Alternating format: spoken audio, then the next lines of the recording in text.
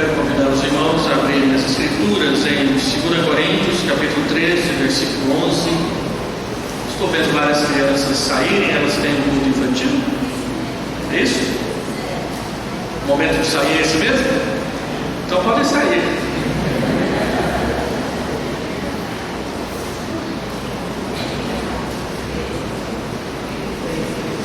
Deus fala ao coração delas, da mesma forma que nós pedimos que Ele fale ao nosso.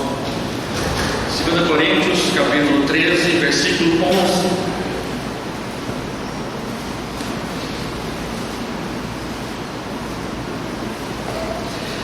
Quanto ao mais, irmãos, a Deus, aperfeiçoai-vos, consolai-vos, sede do mesmo parecer, vivei em paz, e o Deus de amor e de paz estará convosco. Quanto ao mais, irmãos, a Deus, aperfeiçoai-vos, consolai-vos, sede do mesmo parecer, vivei em paz, e o Deus de amor e de paz estará convosco. Vamos orar. Pai, nós abrimos a Tua palavra, é apenas um versículo, mas queremos pedir que o Teu Espírito, que habita os nossos corações, ilumine as nossas mentes para ouvirmos, entendermos e obedecermos a palavra do Senhor. Aplica ao nosso entendimento, ao nosso coração, à nossa alma, a verdade que o Senhor revelou através do Teu servo que está nas Escrituras. Pedimos essas bênçãos em nome de Jesus. Amém, Senhor Deus. Esse texto é um texto que fala de despedida. E você pode perguntar, mas o que o pastor Hélio quer falar num texto que fala de despedida, sendo que ele está pregando o primeiro sermão dele aqui da igreja? É porque esse texto, embora ele esteja falando de despedida, ele fala também a respeito dos projetos e dos desejos do apóstolo Paulo para com a igreja de Corinto, igreja que ele havia pastoreado por 1 ano e meio, igreja que lhe deu muitos problemas, mas que também lhe trouxe várias alegrias. E eu gostaria de compartilhar com os irmãos a mesma mensagem que eu compartilhei com os irmãos da igreja do Jardim Goiás, lá me despedindo da igreja, mas que eu trouxe a palavra no dia 31 de dezembro, uma das palavras que foram ditas no culto de término, de passagem de ano lá da igreja, e eu apliquei esse texto para aqueles pedidos, para aqueles desejos e para aqueles projetos que nós muitas vezes fazemos quando termina o ano e começa o ano novo. Uma pergunta saudável que nós podemos fazer é esse texto aqui, esse versículo. O que nós, como igreja presbiteriana de Vila Nova, poderíamos ou podemos desejar, buscar e querer para o ano de 2020? Dentre os muitos projetos, dentre os vários sonhos, dentre as muitas ideias e pensamentos que nós temos projetado para este ano de 2020, o que poderia nortear esses desejos, esses projetos, estes sonhos? Eu creio que essas quatro orientações, ou essas quatro recomendações do apóstolo Paulo que ele fez à igreja de Corinto, poderiam muito bem ser aplicadas à igreja de Vila Nova quanto aos seus projetos para este ano que está começando essa semana.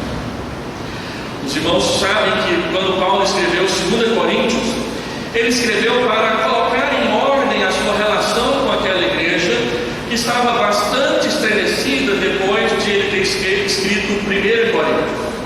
Aqueles que estudam as cartas de Paulo e que se aprofundam no conhecimento das duas epístolas de Corinto já devem ter lido em algum lugar que é muito possível que, na verdade, Paulo não tenha escrito apenas 2 cartas àquela igreja, mas é possível que ele tenha escrito até 4 cartas àquela igreja, cartas que são inclusive mencionadas aqui em 2 Coríntios, mas que pela provisão do Espírito Santo, pela sua inspiração, ele trouxe para nós, como revelação dele para nós, a primeira carta e a segunda carta de Paulo a esta igreja.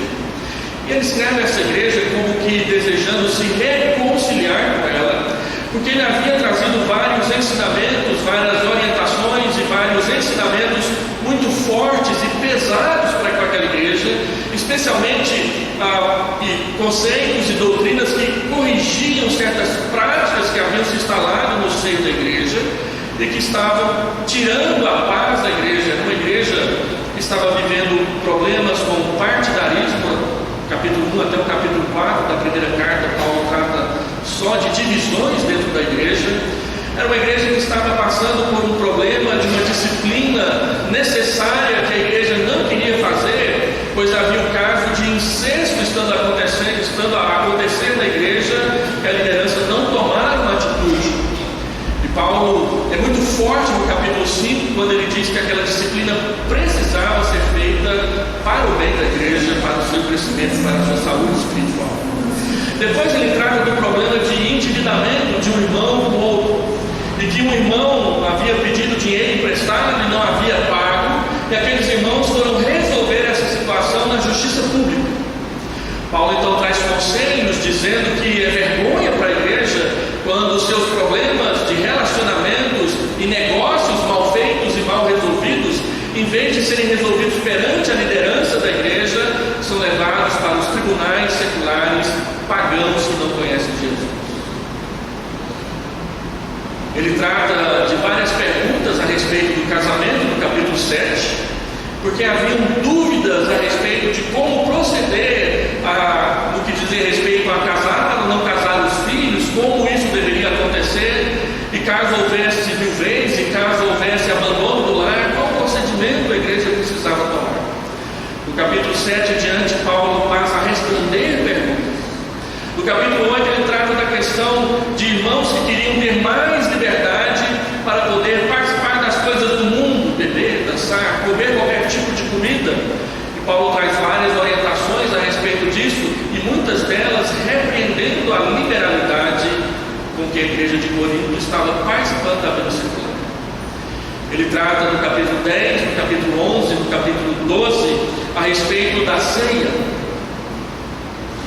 E ele diz para aquela igreja, daqui a pouco nós vamos cear, que a ceia, que deveria ser o principal elemento da unidade da igreja, estava se tornando o principal elemento de desunião daquela igreja. E que havia essas questões de que a ceia não estava unindo a igreja, porque haviam diferenças de opinião, diferenças sociais e diferenças de comportamento tão gritantes da igreja, que um estava mais era criticando o outro, um estava mais era abusando da fé do outro do que compartilhando da mesa do Senhor. E como havia uma festa chamada Festa Ágape, que era uma espécie de jantar que era feito pela igreja antes da celebração da ceia, e como havia escravos que eram membros da igreja, e esses escravos não podiam chegar a tempo para o culto, havia o caso de que muitos irmãos estavam comendo demais na festa ágape da igreja, e quando os irmãos que chegavam depois vinham, não tinha mais nada na mesa para eles comerem, eles passavam fome dentro da igreja, e havia então uma questão de diferenças sociais mal resolvidas dentro da igreja. Depois Paulo trata dos dons, capítulo 12 e 14. A igreja tinha muitos dons e praticava muitos dons, mas ela não estava usando aqueles dons para servirem uns aos outros, estava usando aqueles dons para fazer uma espécie de marketing pessoal, cada um de si mesmo. E Paulo diz: olha, isso não é louvável.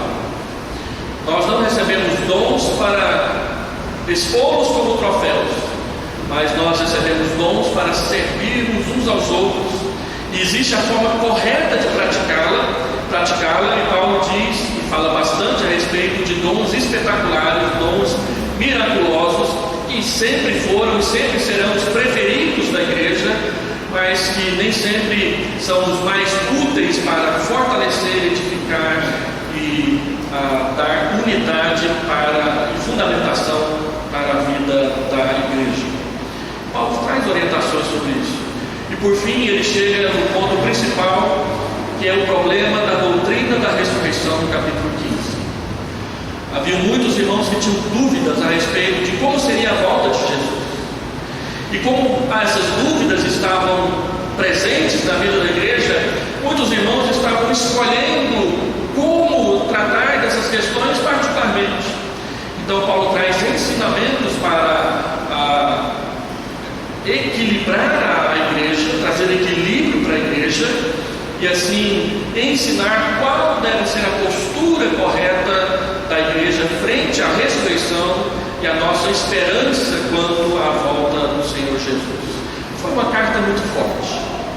Ela traz ensinamentos muito severos e a igreja ficou ressentida com Paulo por causa disso. Então ele escreve 2 Coríntios, que é uma carta enviada para a igreja e é uma das cartas mais pessoais do apóstolo Paulo depois da carta aos Filipenses.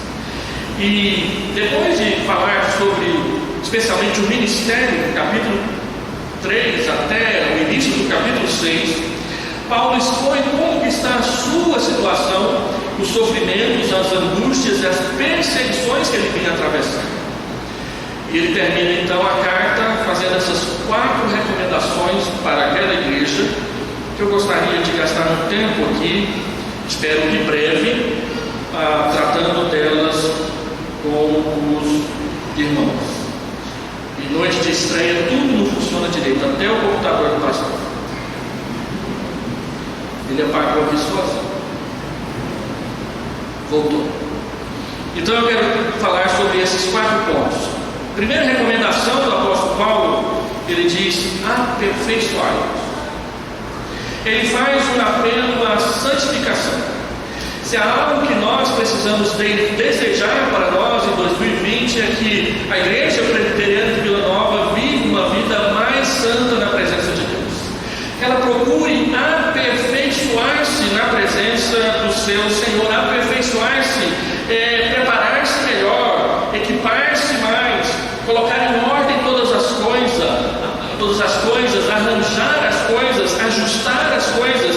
Isso implica em fortalecimento, em tornar-se mais completo ou ainda tornar-se naquilo que se deve ser na presença de Deus.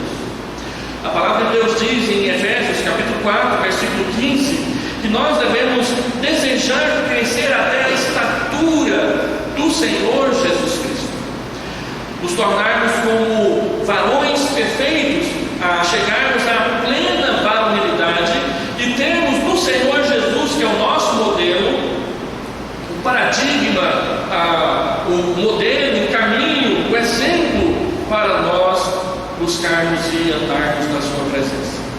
Um pastor que faleceu jovem, um homem chamado Robert Murray McCheyne, ele foi um pastor escocês que viveu no século XVIII e ele pastoreou a sua única igreja por apenas 6 anos. Ele assumiu o pastorado da igreja aos 23 anos de idade e um dia, quando ele foi ao culto com 29 anos de idade, começou a pregar o seu sermão, ele teve um ataque cardíaco e faleceu ali no culto da igreja com 29 anos de idade.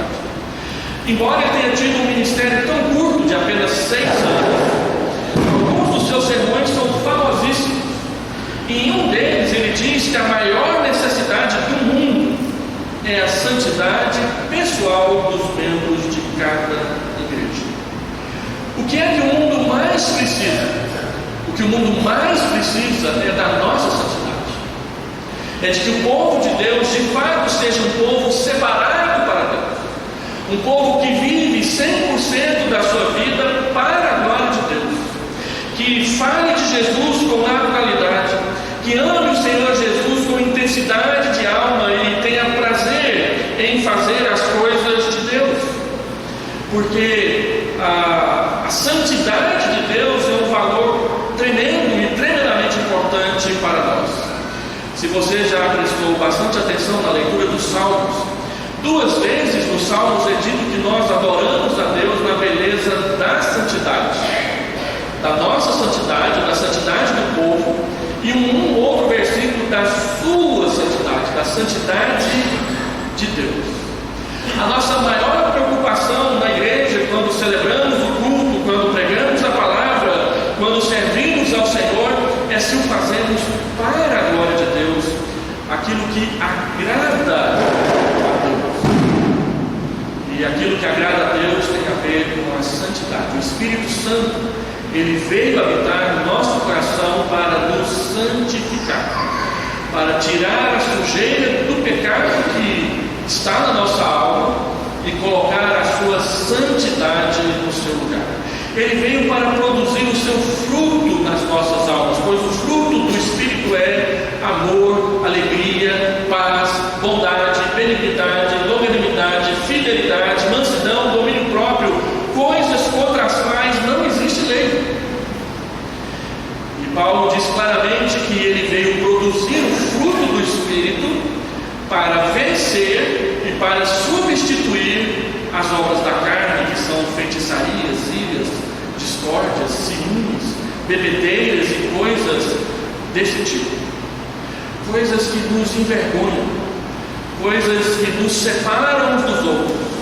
No entanto, o Espírito Santo veio produzir o seu fruto em nós, em cada um de nós, e o fruto dele é santidade, amar mais, ser mais bondoso, ser mais bondosa, perseverar na sua fidelidade, fidelidade conjugal, fidelidade no trabalho, nas coisas que você faz.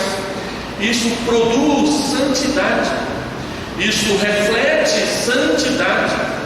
E a santidade do fruto do Espírito Santo não é algo que simplesmente nós oferecemos para os outros, mas é algo que também nós desfrutamos. Quando eu era pequeno, morava lá em Anápolis, eu morava numa casa que tinha muitas frutas. E no nosso quintal tinha um pé de manga enorme, imenso. Manga comum, mas deliciosa. E a gente, quando chegava a época das mangas, a minha mãe enchia bacias, mandava a gente vender de porta em porta aquelas mangas. E a gente vendia bastante manga. Ela recebia ofertas de frutarias e de distribuidoras de frutas, então de vez em quando encostava um caminhão lá, aqueles homens subiam no pé de manga e parecia que eles derrubavam tudo. E saía um caminhão 13, cheio de manga lá de casa. Mas mesmo assim a gente ainda chupava muita manga. Havia um chiqueiro do lado do pé de manga e aqueles porcos chupavam muita manga. A gente dava manga para os nossos amigos. Eles vinham para casa e a gente subia no pé de manga e brincava de pique em cima do pé de manga. Uma vez meu irmão foi numa dessa e caiu lá de cima, 14 metros de altura. E eu não sei como que ele não quebrou nada.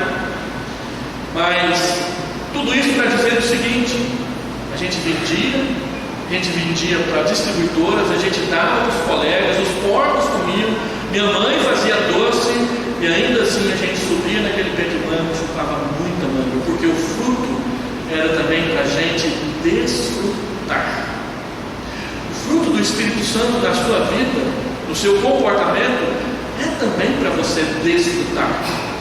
A principal pessoa que vai usufruir do fruto do Espírito Santo na sua vida é você mesmo.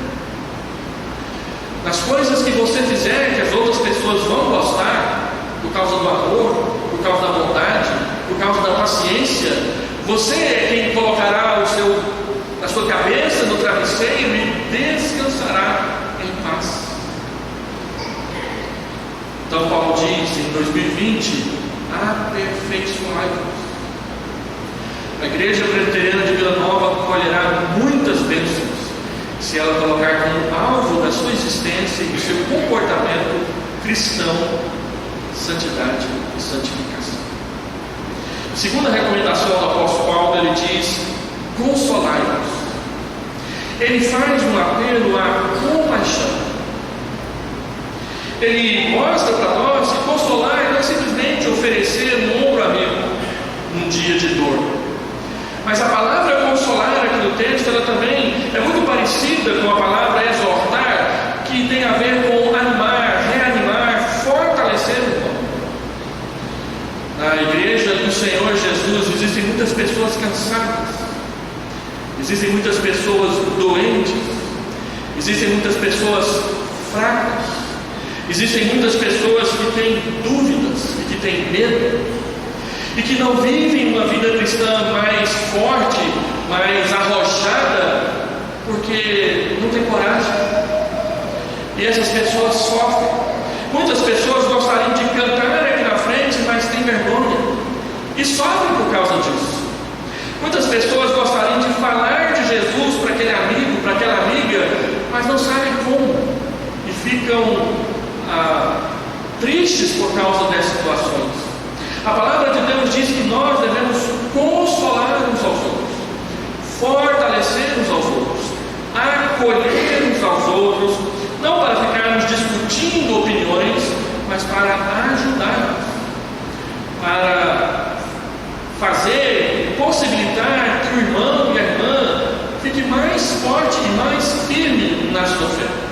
Eu estou assumindo o pastorado da igreja essa semana.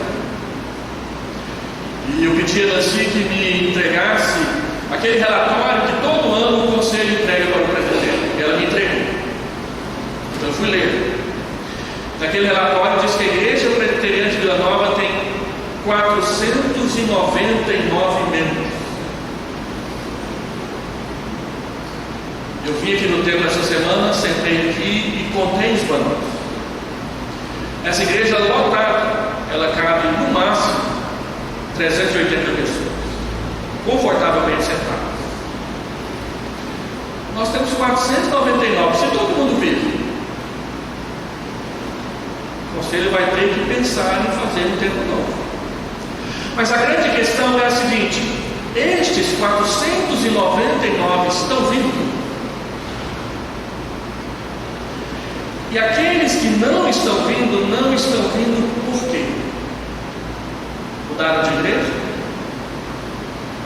Brigaram com alguém? O pastor falou alguma coisa no sermão que ele achou que era carapuça, então ele ficou de bico com o pastor? Será onde estão aqueles que não estão aqui?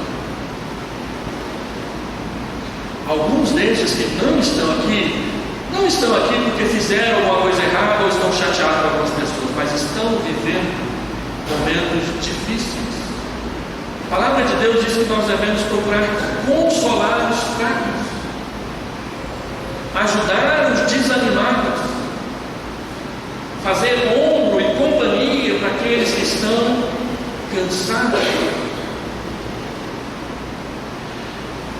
Paulo então recomenda a igreja, ele diz para ela em um tom imperativo: consolai-vos. A igreja é um local de compaixão, é um local onde nós de fato choramos com aqueles que choram. Nós pensamos muito em cultos alegres, em cantigas em que a igreja esteja animada. Isso é correto, porque a Bíblia diz que nós devemos nos alegrar com aqueles que se alegram. Mas nós também temos que aprender a olhar para o lado e tentar enxergar o que está acontecendo com o irmão ou com a irmã que está sofrendo. Uma ilustração: uma enfermeira que estava numa escola de enfermagem ainda não formada, frequentava uma igreja presbiteriana, irmã nossa, e ela estava muito feliz. Ela era do interior e tinha ido para aquela cidade que era maior para fazer o seu curso de enfermagem ali. Então ela procurou a igreja presbiteriana mais próxima, estava frequentando, estava indo assiduamente nas reuniões dos jovens. Era uma moça muito alegre, divertida, comprometida. Mas um dia ela chegou muito triste para a reunião de jovens. E era uma daquelas reuniões que naquela época eram chamadas de louvorzão. Tinha muita música, tinha muita batida, se batia muitas palmas. Hoje em dia não tem controvérsia a respeito disso, mas há 30 anos atrás, algumas igrejas presbiterianas, se os jovens batessem palma, a porta do conselho se abria para uma conversa. Eu fui um dos que o conselho chamou para conversar sobre esse negócio de bater palma na igreja do culto, há 35 anos atrás. Hoje o negócio está fácil demais. Mas aí os jovens insistiram com ela: por que você não canta com alegria? Por que você não está batendo palmas? Aqui pode, o pastor não está aqui. Coisa desse tipo. E ela ficou calada. Terminou o culto, todo mundo foi embora. O jovem chegou para ela e perguntou: mas o que está acontecendo? E ela disse: olha, eu estou fazendo um curso de enfermagem. E hoje eu estava atendendo a um paciente e ele teve uma convulsão no exato momento que eu estava trocando a sua medicação. Ele, debatendo-se ali na cama, as agulhas que estavam enfiadas nele começaram a sair e machucaram o braço dele. E eu então abracei para permitir que ele ficasse firme. Então ele ficou quieto. Ele morreu do meu braço. E ela foi para a igreja no mesmo dia, em choque, porque uma pessoa havia falecido aos seus pecados. Às vezes nós ficamos irritados com as ausências de alguns irmãos. Às vezes nós ficamos chateados porque o culto não ficou tão cheio. mas nem sempre nós perguntamos o que aconteceu com sinceridade para poder ouvir o que o irmão ou a irmã tem a dizer. Paulo disse: consolai-vos, sejam movidos por compaixão, e Deus vai abençoar. Se há algo que a igreja de Vida Nova precisa buscar e desejar para 2020, é que a compaixão do Espírito Santo, o amor de Jesus, aquele amor que nos leva a estender a mão para aquele que está sofrendo, se torne uma característica conhecida e conhecível da igreja. Terceira recomendação do apóstolo Paulo, ele diz: sede do mesmo parecer. Ele faz um apelo à unidade. A unidade é uma das doutrinas mais caras da igreja e, no entanto, é uma das doutrinas mais pisoteadas pelos nossos pecados. A Bíblia o Novo Testamento só traz 3 referências à unidade. Em João 17, quando o Senhor Jesus, orando pelos seus discípulos, ele pede a Deus que eles cheguem à unidade, que eles permaneçam na unidade. E depois Paulo, 2 vezes, no capítulo 4 de Efésios, quando ele diz que nós devemos nos esforçar para preservar a unidade, e depois ele diz que nós devemos nos esforçar para chegar à unidade. Não há nenhum texto na Bíblia que diz que a igreja constrói a unidade, que a igreja fabrica a unidade, que a igreja faz a unidade do jeito que ela achar melhor. Pelo contrário, a Bíblia diz que a unidade já existe e cada um de nós foi chamado para dentro dela. 1 Coríntios capítulo 1, versículo 9: fiel é Deus, o qual nos chamou à comunhão do seu Filho Jesus Cristo. Ele nos chamou para dentro da comunhão. E João diz, na sua primeira carta, capítulo 1 até o versículo 3, que ele está pregando o Evangelho das coisas que ele viu, das coisas que ele apalpou, das coisas que ele ouviu de Jesus Cristo, para que a comunhão dos irmãos seja com ele, porque a comunhão dele e dos outros apóstolos é com o Senhor Jesus Cristo. Não somos nós que inventamos o nosso jeito de ser igreja. Nós somos chamados para dentro da unidade do Pai, do Filho e do Espírito Santo, porque a unidade já existe em Deus desde toda a eternidade. E agora Deus a compartilha conosco, chamando-nos para sermos seus filhos. Então a unidade é um assunto que a igreja deve pensar sobre ele com diligência, e a palavra que Paulo usa em Efésios capítulo 4 é esforço. Nós precisamos nos esforçar para manter a comunhão e a unidade da igreja. Nós temos dificuldade de fazer isso numa igreja local, quanto mais quando nós falamos da igreja universal. E eu não estou falando da igreja universal do reino de Deus, eu estou falando da igreja universal de Jesus Cristo. Aquela igreja que é muito maior que a IPB, que ultrapassa os limites das igrejas evangélicas brasileiras, daquela igreja do Senhor Jesus, da qual nós fazemos parte, porque a IPB é uma igreja verdadeira, nós cremos nisso, mas que é muito maior do que nós. Nós podemos contribuir com a unidade da igreja universal, trabalhando e nos empenhando para que a unidade da igreja local seja forte e visível, pelo menos entre nós. Quando houver discordância, que nós tenhamos paciência para discutir as diferenças.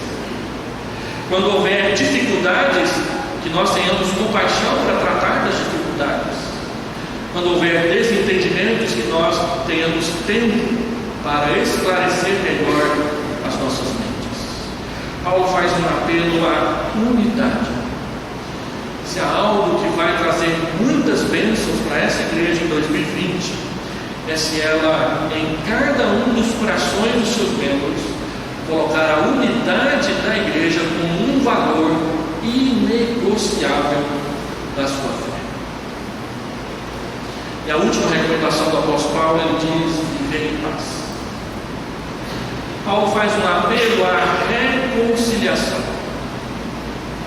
eu tenho meditado e lido um pouco mais sobre reconciliação nesses últimos meses. Eu estava preparando uma série expositiva para fazer lá na Igreja de Goiás, esse segundo semestre, em 2 Coríntios, mas que acabou não dando certo, porque outro dia eu explico. Mas eu estava querendo expor capítulo 3 a capítulo 6, que é quando Paulo fala sobre ministério, e sobre o ministério da aliança. E é muito interessante e importante observar que Paulo termina esse grande bloco sobre o ministério e a aliança em 2 Coríntios falando de reconciliação, no capítulo 5, do verso 18 até o capítulo 6, versículo 3. A palavra reconciliação aparece 7 vezes nesse pequeno parágrafo de 2 Coríntios, ali no capítulo 5. Paulo diz que Deus nos concedeu, a nós cristãos, o ministério da reconciliação. Nós pregamos o Evangelho ao mundo, o Evangelho da reconciliação, o Evangelho da justificação. Você vai se lembrar que a primeira consequência da justificação ou do perdão dos pecados é paz. Justificados, pois, temos paz, acesso à graça e alegria na esperança e nas tribulações. A paz é a primeira consequência do perdão. Como que eu vou viver em paz com o meu irmão se eu não estiver disposto a perdoar e a pedir perdão? Nós, pastores, somos chamados muitas vezes a intermediar conflitos na igreja. Constantemente, irmãos e irmãs que estão em atrito uns com os outros pedem nossa ajuda. E a primeira coisa, a primeira palavra, o primeiro conselho que eu dou para essas pessoas que me procuram é dizer o seguinte: olha, eu quero te dizer uma coisa. Este problema, ele não é meu, ele é seu. Então eu vou abrir a Escritura e mostrar para você o que a Bíblia diz que você deve fazer com o seu problema. E eu sempre falo isso porque algumas irmãs vêm ao pastor não para pedir conselho para resolver o problema, mas vêm ao pastor para encontrar um aliado que ajude ele a jogar pedra no outro e na outra. E essa é uma pressão que nós recebemos constantemente. E uma das razões por que isso acontece é porque nós, cristãos, às vezes nos esquecemos que todos nós, pastores, presbíteros, diáconos, membros da igreja, somos ministros e ministras da reconciliação. Então eu digo para essas pessoas o seguinte: olha, nós vamos marcar uma conversa com essa pessoa que te ofendeu, ou com essa pessoa que você acha que está ofendida com você. Mas a primeira pergunta que eu te faço é a seguinte: qual vai ser o ânimo que você vai para esse encontro? Você quer conversar com este irmão, com esta irmã para se reconciliar com ela ou com ele? Ou você quer simplesmente ir lá jogar todas as pedras que você tem nas mãos da sua cabeça?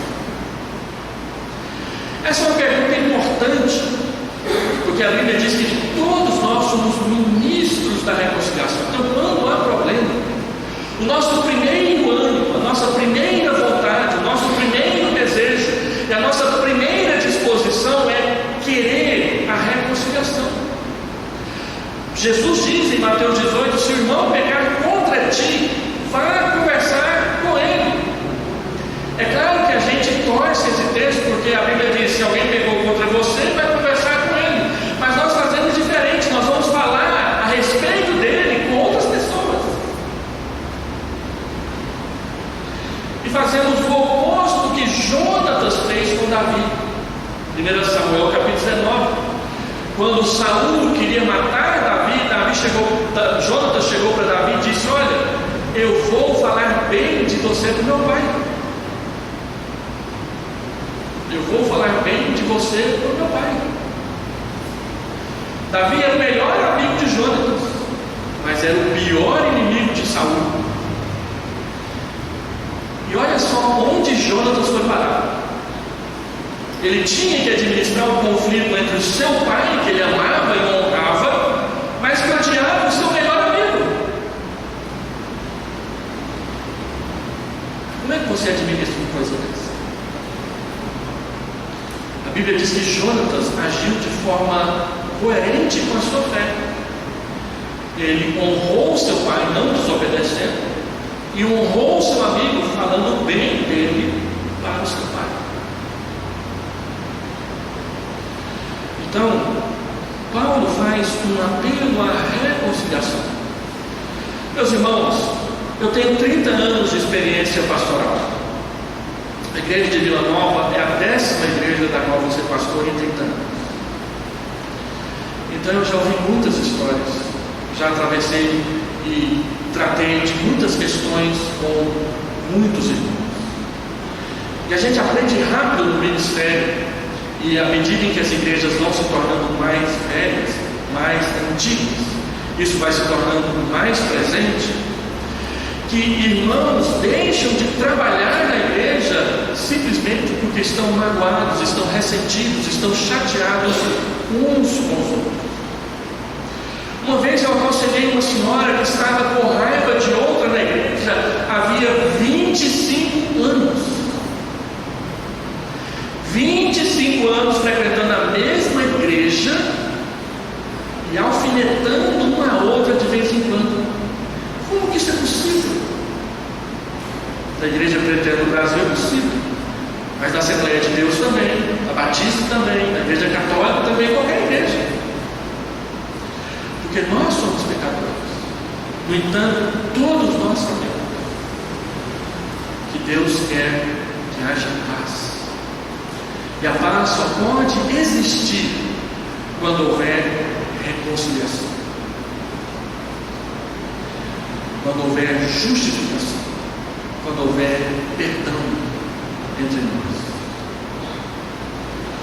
Eu não conheço quase ninguém com intimidade aqui na igreja de Vila Nova. Nós vamos começar uma caminhada que só Deus vai dizer até onde ela vai. Mas eu tenho certeza que nessa caminhada haverá momentos em que nós tropeçaremos. Eu vou esbarrar em alguém, alguém vai esbarrar em mim. Nós vamos pensar diferente a respeito da cor de uma parede, quem sabe do formato de um móvel, de como se deve plantar uma igreja neste bairro, não, pastor, é no outro. E a gente vai discutir essas coisas. A pergunta é se nós teremos aquele ânimo da paz como primeiro ânimo em tudo aquilo que nós fizermos. Se nós tivermos, certamente nós teremos um 2020 muito abençoado. Então eu quero concluir. Paulo fez 4 exortações. Aperfeiçoai-vos, busquem a santidade, consolai-vos, sejam compassivos, sede do mesmo parecer, trabalhem em prol da unidade e vivam em paz, aprendam o caminho da reconciliação. Se nós devemos santificar-nos, que instrumentos nós temos à nossa mão para nos santificarmos mais em 2020? O primeiro que me vem à memória são os meios de graça. Os meios de graça são instrumentos que Deus dá para nós, instrumentos visíveis que você pode pegar e que você pode usar para crescer. Aqui nós temos a ceia. A palavra de Deus diz que nós devemos examinar o nosso coração quando participamos da ceia. O texto não diz examine o seu coração e porque você achou alguns pecados, não coma da ceia. O texto diz examine, se achou pecados, confesse e coma. Só estão proibidos de participar da ceia aqueles e aquelas que tiverem disciplina. Os demais não. O seu íntimo e a sua intimidade é você e Deus. Quando os seus pecados se tornam públicos, então é que a igreja pratica a disciplina eclesiástica. Antes disso, confesse, deixe e participe. Participar da ceia alimenta a sua santidade. Um outro instrumento é a Bíblia Sagrada. Você tem a Bíblia na sua mão. A maioria dos irmãos tem a Bíblia no seu celular, pode acessar onde quer que esteja e pode ler. Essa semana eu vi um vídeo, depois postei em todos os grupos da igreja dos quais eu já estou fazendo parte, sobre uma pesquisa que foi feita nos Estados Unidos sobre a leitura da Bíblia. E eles perceberam que se você ler a Bíblia mais de 3 vezes por semana, o seu crescimento espiritual ele faz assim. Se você ler a Bíblia só uma vez por semana, só 2 vezes por semana, você vai crescer muito pouco. Mas se você ler mais de 3 vezes por semana, o seu crescimento espiritual vai fazer isso aqui. E é por isso então que você já viu no boletim da igreja que nós estamos publicando um plano de leitura anual das Escrituras. Porque nós cremos, nós sabemos que se a igreja presbiteriana de Vila Nova ler a Bíblia, coisas de Deus vão começar a acontecer na vida da igreja. Mas se nós não lermos a Bíblia nas nossas devocionais, para o nosso crescimento pessoal, o pastor pode espumar o canto da boca pregando a melhor doutrina que nada vai acontecer. Leia a Bíblia. Isso vai te ajudar a entrar e a andar no caminho da santificação. Segundo, se nós precisamos aprender a consolar uns aos outros, então vamos procurar conhecer quais são os irmãos que precisam. Vamos falar uns para os outros, pedindo intercessão. Toda igreja tem reunião de oração, a igreja de Vila Nova não é diferente. Eu fui pastor de uma moça que ela fazia fofoca na igreja por meio de pedidos de oração. Ela ficava sabendo de coisas, aí ela vinha na reunião de oração e ela contava tudo o que ela estava sabendo. Vamos orar pelo fulano de tal, porque ele brigou com a esposa, na briga o cachorro entrou no meio, chutou o cachorro, quebrou o dedo do cachorro, o veterinário não quis atender, e estava uma situação difícil, vamos orar. Ela contou tudo, pedindo oração. E eu percebi que quando aquela moça não tinha coisas para contar, ela simplesmente não vinha na reunião de oração. Eu espero que aqui na igreja não tenha gente assim, de jeito nenhum. Ou como aquela senhora que foi na reunião da SAF e fez aquela oração descascando todos os pecados da irmã da igreja. Ela chegou para nós e disse assim: hoje eu lavei a minha alma na igreja porque eu coloquei em público todos os pecados das irmãs. Isso não é oração. Consolar é tomar interesse genuíno pela dor do irmão e procurar ajudar. Vamos fazer isso.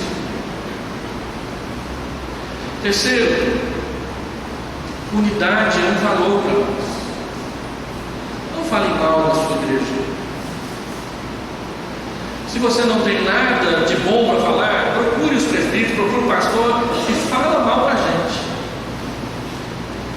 Eu pastoreei uma senhora que era esposa de um pastor e o seu marido foi disciplinado. E eu tinha sido o cara que tinha denunciado ele.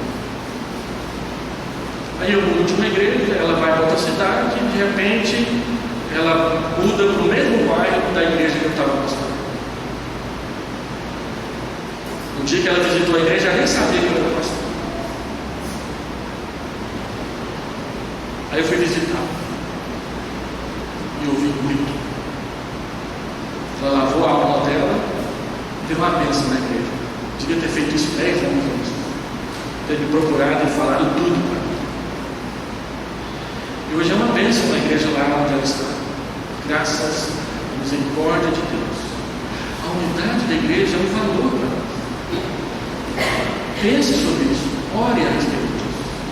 E por último, quem é o irmão, quem é a irmã que está atritado, ou como dizia um seminarista, contritado com você?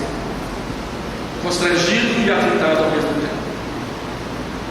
A Bíblia diz: se você vem na igreja e sabe e lembra que tem algum problema com o irmão, antes de cultuar a Deus, vai se reconciliar com ele. Irmãos, reconciliar-se é uma bênção. E a reconciliação nos permite nascer outra vez da vida do irmão, na vida do irmão. E deixar o outro nascer na nossa vida outra vez. Eu termino contando a história de uma senhora jovem. A maioria das vezes, no gabinete pastoral, a gente recebe senhoras reclamando do adultério do marido. Raramente aparece um marido dizendo do adultério da esposa, e nesse caso, esse marido veio falar do adultério da sua esposa. E ele estava em dúvida sobre se ela havia recebido ou não o perdão dele para o pecado dela. Então eu a convidei a ver o meu gabinete para uma conversa, e ela veio. E ela falou de todos os medos e temores e hesitações que ela tinha por causa do pecado que ela tinha cometido, mas que o seu marido já tinha perdoado, mas ela não conseguia voltar a ser a mesma coisa. Então ele fez uma pergunta: como que era a forma que o seu marido te tratava antes de você ter cometido esse pecado? Ela disse assim, assado, dessa forma, daquele jeito. E eu perguntei para ela: como que o seu marido te trata agora, depois que ele te perdoa? Pastor, ele me trata do mesmo jeito. Então eu perguntei para ela: que dúvida você tem que ele tenha te perdoado? Ele não mudou. Às vezes nós pecamos contra os irmãos, eles nos perdoam, mas somos nós que carregamos os fardos. Somos nós que não aceitamos que fomos perdoados. Muitas vezes nós fazemos isso com Deus. E João diz que essa é uma das principais estratégias de Satanás para enganar a igreja. Ele diz lá no primeiro capítulo de 1 João: olha, eu escrevo essas coisas para que vocês saibam que os seus pecados foram perdoados pelo sangue de Jesus. Não é uma coisa para você sentir, é uma coisa para você saber. Se você se sente mal ou se você se sente bem, não muda o fato de que Jesus morreu na cruz por você, e que Ele pagou o preço dos seus pecados naquela cruz por você. Então, pare de carregar fardos que Jesus já tirou das suas costas. Aceite o perdão, ofereça o perdão, viver em paz. Vamos orar?